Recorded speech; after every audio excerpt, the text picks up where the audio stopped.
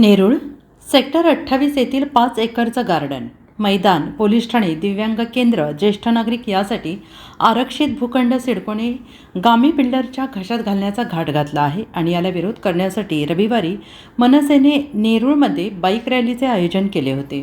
Nerul sector 1 मध्ये शिवसृष्टी येथील छत्रपती शिवाजी महाराजांच्या पुतळ्याला पुष्पहार घालून वंदन केले.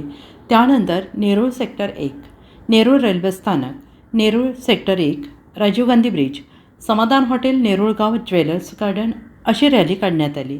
रॅलीनंतर उपस्थित जनसमुदायाला मनसे प्रवक्ते आणि शहर अध्यक्ष गजानन काळे यांनी संबोधित केले. महानगरपालिका आयुक्त या भूखंडावर फलक लावणार होते, त्याचे काय झाले असा सवाल उपस्थित केला. तसेच येत्या काही दिवसात जर पालिकेने फलक लावला नाही तर मनसे भीक मागो आंदोलन करेल आणि ते पैसे आयुक्तांना देण्यात येईल असा इशारा गजानन काळे यांनी दिला आहे.